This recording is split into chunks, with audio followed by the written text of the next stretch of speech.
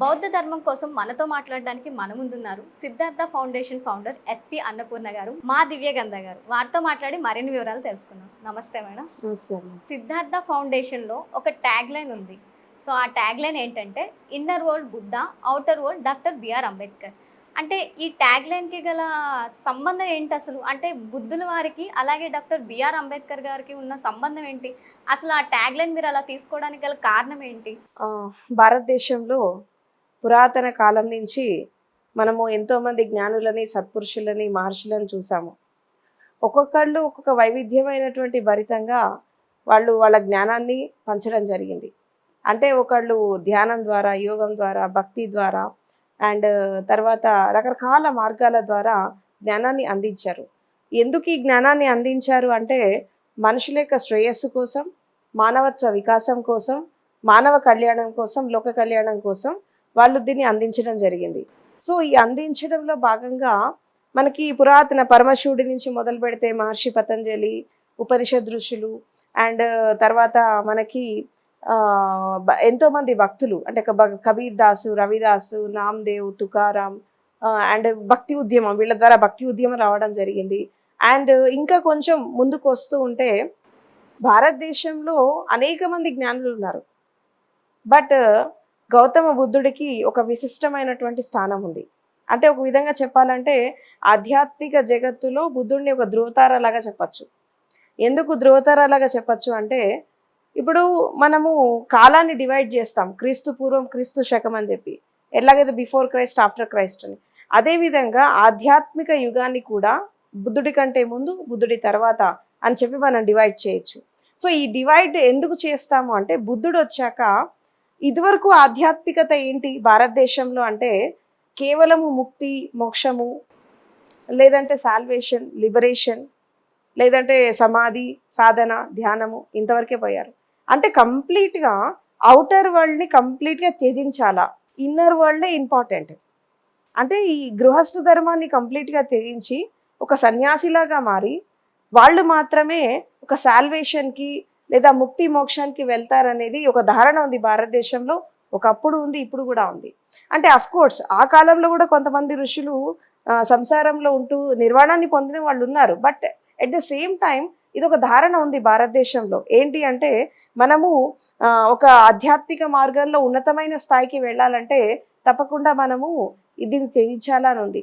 అప్పుడు అడవికి వెళ్ళిపోవడము, సంసారాన్ని వదిలేయడం, వానప్రస్థానికి వెళ్ళిపోవడం, కాషాయం బట్టలు వేసుకోవడము, ఇదంతా ఒక ధారణ నడిచింది. అయితే కేవలము ఇన్నర్ వరల్డ్కి మాత్రమే ఇంపార్టెన్స్ ఇచ్చేవాళ్ళు, కానీ అవుటర్ వరల్డ్కి ఇచ్చేవాళ్ళు కాదు. వాస్తవానికి భారతదేశం అనేది చాలా పురాతన ప్రాచీన దేశం కదా.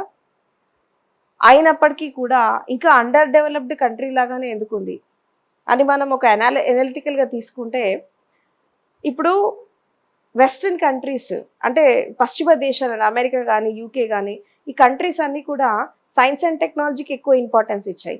అవునా? భారతదేశం స్పిరిచువాలిటీకి ఇచ్చింది. ఇక్కడ సైన్స్ అండ్ టెక్నాలజీ కొంత మేరకు డెవలప్ అయినప్పటికీ కూడా కొన్ని ధర్మగ్రంథాల్లో, శాస్త్రాల్లో ఎక్కడో కొన్ని సైన్స్, కొన్ని ఎసెన్స్, కొన్ని ఫార్ములాస్, కొంత రీసెర్చ్ ఉంటే ఉండొచ్చు. బట్ ఎక్కువ ఇంపార్టెన్స్ స్పిరిచువాలిటీకి ఇచ్చారు. అందుకే జ్ఞానులంతా ఇక్కడే పుట్టారు. అవునా? ఆధ్యాత్మికవాదులంతా భారతదేశంలో ఎక్కువ పుట్టారు, శాస్త్రవేత్తలంతా పశ్చిమ దేశాల్లో ఎక్కువ పుట్టారు. అంటే వాళ్ళు దానికి ఇంపార్టెన్స్ ఇచ్చారు, వీళ్ళు దీనికి ఇంపార్టెన్స్ ఇచ్చారు. అయితే ఇక్కడ బుద్ధుడు ఏం చేశాడు అంటే కేవలము ఆధ్యాత్మిక వికాసం జరిగినంత మాత్రాన ఒక మనిషి యొక్క జీవిత వికాసం అనేది సంపూర్ణంగా జరగదు అని ఫస్ట్ కోట్ చేశాడు తను. ఈయన కంటే ముందు మహర్షి పతంజలి, ఆయన కూడా అదే చెప్పారు. పతంజలి గురించి చెప్పాలంటే ఏంటంటే విజ్ఞాన జగత్తులో ఆల్బర్ట్ ఐన్స్టీన్ ఎంత గొప్పవాడో ఆధ్యాత్మిక జగత్తులో మహర్షి పతంజలి కూడా అంతే గొప్పవాడు అని చెప్తారు.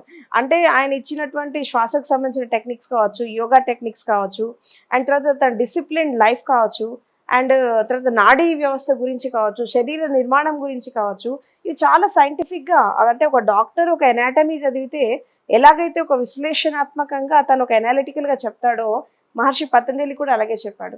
అండ్ ఆఫ్టర్ దట్ మళ్ళీ ఒక 2600 సంవత్సరాల క్రితం మళ్ళీ గౌతమ బుద్ధుడు జన్మించాక ఆయన ఇంకా అడ్వాన్స్ ఎరాలోకి వచ్చాడు కదా పతంజలి కంటే కూడా. ఈయన ఏం చేశాడంటే సైన్స్ని, స్పిరిచువాలిటీని ఏకం చేశాడు. ఆధ్యాత్మికం ఒక్కటే సరిపోదు, సైన్స్ అండ్ టెక్నాలజీ కూడా డెవలప్ కావాలి. ఒక వ్యక్తి యొక్క జీవిత వికాసానికి కేవలము ఆత్మీయ వికాసము లేదా సాల్వేషన్, లిబరేషన్ ఒకటే ముఖ్యం కాదు, ఫస్ట్ జీవిత వికాసం జరగాలన్నాడు. అంటే జీవితానికి ఇంపార్టెన్స్ ఇచ్చాడు బుద్ధుడు. చాలా మంది జీవితాన్ని వ్యతిరేకించారు. ఫస్ట్ లైఫ్కి ఇంపార్టెన్స్ ఇచ్చాడు. అంటే జీవితం అంటే దుఃఖం, దుఃఖానికి కారణాలు ఉన్నాయి, ఆ దుఃఖ నివారణ చేసుకుంటే ఆనందకర జీవితం వస్తుందని చెప్పి ఆర్య సత్యాల్లో చెప్పాడు. అండ్ అదేవిధంగా ఆయన శీల, సమాధి, ప్రజ్ఞ 3 రకాల మార్గాన్ని ఇచ్చాడు, ధమ్మపదని ఇచ్చాడు.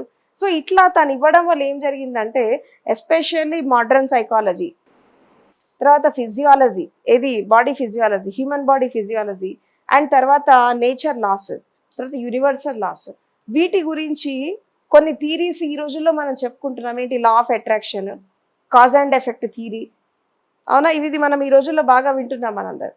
ఇవన్నీ సిద్ధాంతాలన్నీ కూడా, ఈవెన్ పాస్ట్ లైఫ్ రెగ్రెషన్, ఆలయ విజ్ఞానం, జాతి స్మరణ సిద్ధాంతం, అంటే ఇలాంటి ఫిలాసఫీస్ ఈ మోడ్రన్ ఎరాకి తగ్గట్టుగా తను ఇవ్వడం జరిగింది. ఎప్పుడు? 2600 సంవత్సరాల క్రితం. సో అట్లా ఏమవుతుందంటే బుద్ధుడిని ఒక స్పిరిచువల్ సైంటిస్ట్ అని చెప్పచ్చు, అంటే ధర్మం యొక్క వైజ్ఞానికుడు అని చెప్పచ్చు. సో కాబట్టి ఆయన స్పిరిచువాలిటీని, సైన్స్ని ఏకం చేసి మనిషి యొక్క జీవిత వికాసం కోసము, అండ్ తర్వాత మానవీయ వికాసం కోసం, లోక కళ్యాణం కోసం, మానవ కళ్యాణం కోసం తను ఒక ఆధ్యాత్మికాన్ని, శాస్త్రీయతని జోడించి ఒక నూతన పదంలో తను తీసుకెళ్ళాడు. సో ఈ రోజుల్లో కూడా అట్లాంటి గురువులు ఉన్నారు. ఈ రోజుల్లో కూడా ఇప్పుడు సద్గురు ఓషో తీసుకున్న, జిడ్డు కృష్ణమూర్తి తీసుకున్న, తర్వాత స్వామి వివేకానంద, కొంతమంది ఇప్పుడు జ్ఞానంలో కూడా చదువుకున్న వాళ్ళు ఉన్నారు. సో అట్లాంటి వాళ్ళు, అంటే వాళ్ళు జీవించి ఉన్నా జీవించలేకపోయినా, ఇప్పుడు ప్రజెంట్ లివింగ్ మాస్టర్స్ ఎవరైతే ఉన్నారో వీళ్ళు కూడా సైన్స్, స్పిరిచువాలిటీని ఏకం చేసి తీసుకెళ్లారు. సో ఈజ్ ద బుద్ధుడు ఫస్ట్ పర్సన్ ఒక విధంగా చెప్పాలంటే. సో అట్లా ఏమైపోయిందంటే ఇన్నర్ వరల్డ్ బుద్ధ అని చెప్పడానికి కారణం ఏంటంటే, ఒక వ్యక్తి యొక్క జీవిత వికాసం అనేది అవుటర్ వరల్డ్ ఒకటి డెవలప్ అయితే సరిపోదు, ఇన్నర్ వరల్డ్ కూడా డెవలప్ కావాలి. And what is the inner world? Inner world is nothing but వ్యక్తిత్వ వికాసం. ఒక మనిషి లోపల 2 ఉంటాయమ్మా. ఒకటి పర్సనాలిటీ ఉంటుంది, ఇంకోటి ఇండివిజువాలిటీ ఉంటుంది. పర్సనాలిటీ అంటే ఏంటి? మూర్తిమత్వం. అండ్ వాట్ ఎవర్ మనం ఏదైతే కనిపిస్తుందో, మన హైట్, మన వెయిట్, మన ఫిజిక్, మన లుక్స్, మన beautification, all this comprises personality. Then what is your individuality? వ్యక్తిత్వం అంటే ఏంటి? అంటే ప్రతి మనిషి లోపల ఒక నిగూఢంగా ఉండేటటువంటి ఒక ఇన్స్టింక్ట్ క్వాలిటీ, ఒక విధంగా చెప్పాలంటే ప్రత్యేకత. ఇప్పుడు కొంతమందిని చూడగానే ఫలాని వాళ్ళ మనం చెప్పేస్తాం. ఇప్పుడు బుద్ధుడు ఇలా కూర్చొని ఎక్కడ ఫోటో చూసినా ఈయన బుద్ధుడు అని చెప్పేస్తాం, ఎందుకంటే అది తన ఐడెంటిటీ, అవునా? ఇప్పుడు డాక్టర్ బిఆర్ అంబేద్కర్ స్టాచ్యూ చూసి చేతిలో పుస్తకము, చేయి ఇలా ఉందంటే ఈజ్ అంబేద్కర్ అని చెప్పేస్తాం.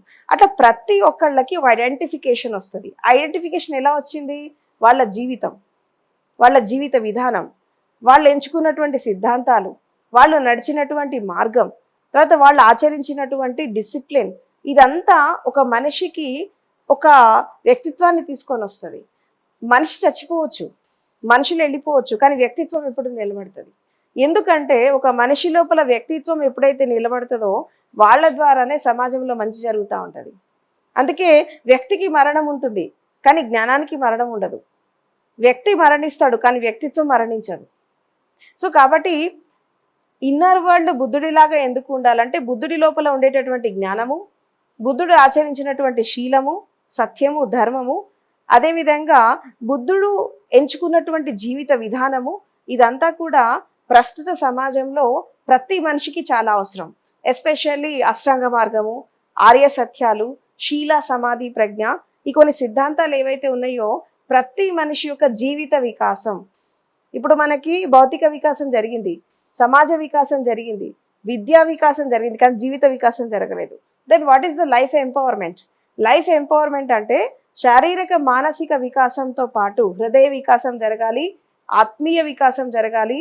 తర్వాత ప్రతి మనిషి లోపల ఉండేటటువంటి ఒక ఇన్బోర్న్ ఇన్స్టింక్ట్ క్వాలిటీస్ కానీ, టాలెంట్స్ కానీ, స్కిల్స్ కానీ, వాళ్ళ లోపల ఉండే ప్రత్యేకతల్ని బయటికి తీయాలి అంటే ఇన్నర్ వరల్డ్ డెవలప్ కావాలి. ఆ ఇన్నర్ వరల్డ్ ఎలా డెవలప్ అవుతుంది? Not only through meditation, there are so many ways.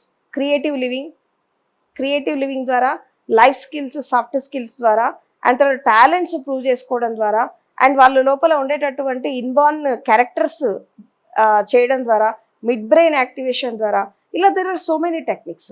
So inner world ఎప్పుడైతే మనకి ప్రశాంతంగా ఆనందకరంగా ఉంటుందో అప్పుడు అవుటర్ వరల్డ్ కూడా బాగుంటుంది. Inner world is nothing but your mind, your brain, your heart, తర్వాత your feelings, your emotions and your perceptions, your impulses, all this comprises your inner world. So Buddha దీని మీద వర్క్ చేశారు. సో గౌతమ బుద్ధ ఎప్పుడైతే ఒక జ్ఞానంతో, సత్యంతో, ధర్మంతో తన జీవితాన్ని ఒక విధంగా చెప్పాలంటే ఫ్లవరింగ్ చేసుకున్నాడు. భౌతిక వికాసం ఎవరికైనా జరుగుతుంది, కానీ ఇన్నర్ వరల్డ్ యొక్క వికాసం అనేది ఎక్కడ జరిగింది అంటే ఇన్నర్ ఫ్లవరింగ్ రావడం.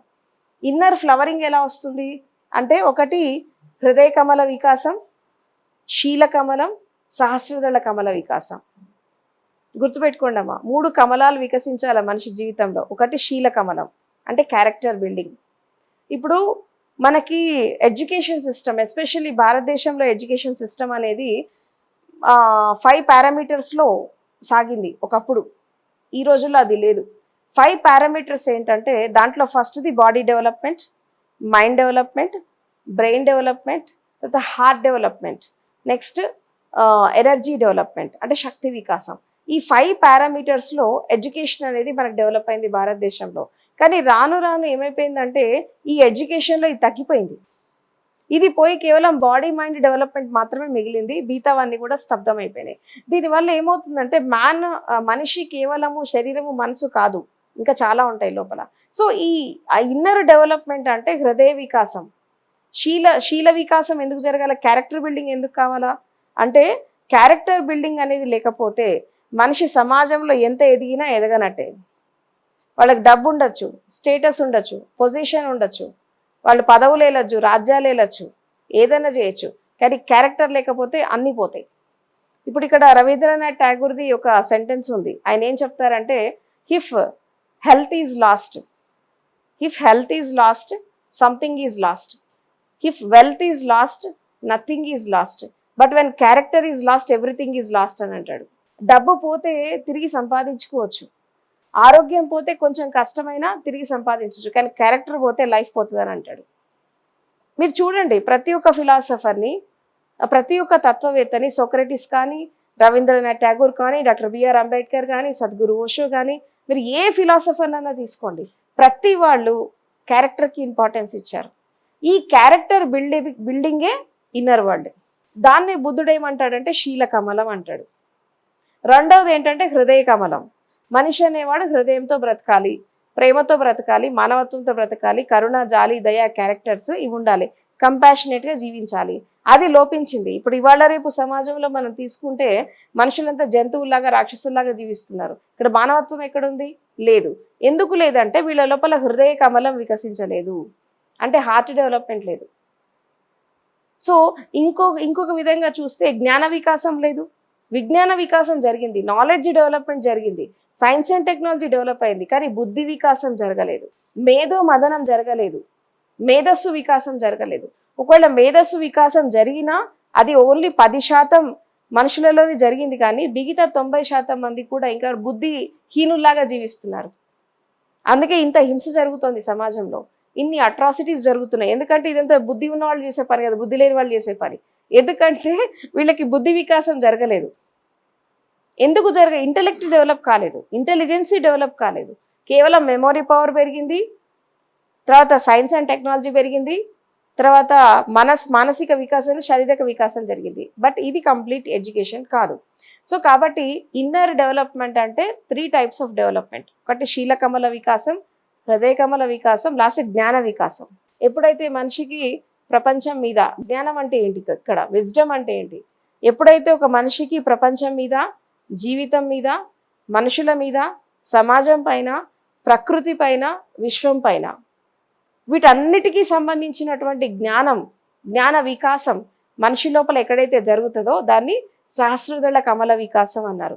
అంటే 1000 పెటల్డ్ లోటస్ ఒక మనిషి తలపైన వికసిస్తే ఎంత పరిమళం వస్తుంది, ఎంత జ్ఞానం వస్తుంది. ఇప్పుడు జనరల్గా మామూలుగా ఒక పువ్వు వికసిస్తేనే ఎంతో అందంగా, ఆనందంగా, ఆహ్లాదంగా ఉంటుంది చూడడానికి, దాని సువాసన ఇంకా అందంగా ఉంటుంది. అదేవిధంగా ఒక ఒక వ్యక్తి తలపైన కూడా ఒక కమలం వికసిస్తుంది, అది జ్ఞాన కమలం. దాన్ని సహస్రదళ కమల వికాసం అంటారు. సో ఎవరి లోపలైతే ఆ వికాసం జరుగుతుందో వాళ్ళే బుద్ధ పురుషులు. అలాంటి వాళ్ళ ద్వారానే సమాజం కానీ, లోక కళ్యాణం కానీ, మానవ కళ్యాణం కానీ వాళ్ళ ద్వారా జరుగుతుంది. ఇప్పుడు డాక్టర్ బిఆర్ అంబేద్కర్ కూడా అలాంటి వాళ్ళలో ఒకళ్ళే. ఇంకోటి కూడా నేను ఇక్కడ క్లియర్గా చెప్తాను. ఒక వ్యక్తి మామూలు వ్యక్తిలాగా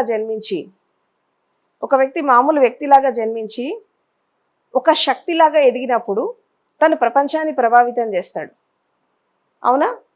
మామూలు వ్యక్తిలాగా ఉన్నప్పుడు తన కుటుంబం వరకే పరిమితం అవుతాడు. అవునా? ఒక ఊరు వరకు పరిమితం అవుతాడు, ఒక దేశం వరకు పరిమితం అవుతాడు, కానీ ప్రపంచాన్ని శాసించలేడు. ఇంతమంది ప్రజలని ప్రభావితం చేయలేరు. కాబట్టి ఒక వ్యక్తిలాగా జన్మించి శక్తిలాగా ఎదిగిన వాళ్ళు మాత్రమే ప్రపంచాన్ని వాళ్ళు శాసిస్తారు. అలాంటి వాళ్ళు డాక్టర్ బిఆర్ అంబేద్కర్ ఒకడు. ఎందుకంటే ఇలాంటి వాళ్ళు చాలామంది ఉన్నారు. ఇప్పుడు గౌతమ బుద్ధుడు తీసుకున్నా, ఒక్కొక్కళ్ళు ఒక్కొక్క రంగంలో కృషి చేశారు. సో గౌతమ బుద్ధుడు కానీ, తర్వాత మనకి సద్గురు ఓషో కానీ, అండ్ కొంతమంది రెవల్యూషనరీస్, రిఫార్మర్స్, వీళ్ళంతా కూడా వీళ్ళని మనం వ్యక్తులని అనద్దు. They are power. వాళ్ళు చూడ్డానికి వ్యక్తిలాగా ఉండొచ్చు, ఎందుకంటే ఒక వ్యక్తి మాట కొన్ని వేల మందిని ఇన్స్పైరింగ్ చేస్తుంటుంది. అవునా? అదే మాట కొన్ని వేల మందిని పతనానికి కూడా తీసుకెళ్ళచ్చు. మాట రెండు వైపులా పదునున్న కత్తి లాంటిది. ఒకటి ఇన్స్పైరింగ్గా ముందుకు తీసుకెళ్తే ఇంకోటి వెనక్కి లాగుతూ ఉంటుంది. సో ఒక వ్యక్తి యొక్క మాట ఇన్ని వేల మంది, ఇన్ని లక్షల మందిని ప్రభావితం చేసిందంటే డెఫినెట్గా వాళ్ళని ఒక వ్యక్తిలాగా కాదు, ఒక సమిష్టిలాగా చూడాలి. వ్యక్తి, సమిష్టి, శక్తి, ఈ మూడు కలిస్తేనే ఒక విప్లవం వస్తుంది ప్రపంచంలో, ఒక రెవల్యూషన్ వస్తుంది, ఒక రిఫార్మ్ వస్తుంది. కాబట్టి వ్యక్తిలాగా పుట్టినటువంటి ఒక చిన్న స్టేజ్ నుంచి వచ్చినటువంటి వ్యక్తి తను ఎదిగి ఇన్ని రకాల సంస్కరణలు తీసుకొని వచ్చి ఒక శక్తిలాగా మారి ఇన్ని కోట్ల మంది ప్రజలను ప్రభావితం చేశారు. సో అలాంటి వారిలో అంబేద్కర్ కూడా ఒకరు. అందుకే inner world Buddha, outer world doctor B R Ambedkar అని చెప్పి ట్యాగ్లైన్ పెట్టడం జరిగింది. సో కాబట్టి బుద్ధుడిలాగా జ్ఞానంతో ఉండాలి, సత్యం, ధర్మంతో, శీలంతో ఉండాలి, బుద్ధుడిలాగా జ్ఞానకమల వికాసం చేసుకోవాలి. అండ్ భౌతిక ప్రపంచంలో అంబేద్కర్ లాగా మేధస్సుని, విజ్ఞానాన్ని, జ్ఞానాన్ని, అదేవిధంగా మానవ కళ్యాణం కోసం, లోక కళ్యాణం కోసం ఒక వ్యక్తి ఆ విధంగా ఎదిగినప్పుడు వీళ్ళిద్దరిని, అంటే అంబేద్కర్ లోపల ఉన్నటువంటి మేధస్సు, విద్వత్తు, తర్వాత తెలివి, నెక్స్ట్ ఒక మానవీయ కోణము, అండ్ అదేవిధంగా ఒక శాస్త్రీయ దృక్పథం, ఈ 5 క్వాలిటీస్ తన ఒక ఉన్నతమైన స్థాయిలో నిలబెట్టాయి. ఏ వ్యక్తి అయినా సరే అలాంటి క్వాలిటీస్ తన లోపల పొడికి పుచ్చుకున్నప్పుడు తను తనలాగా ఎదగలడు అవుటర్ వరల్డ్లో.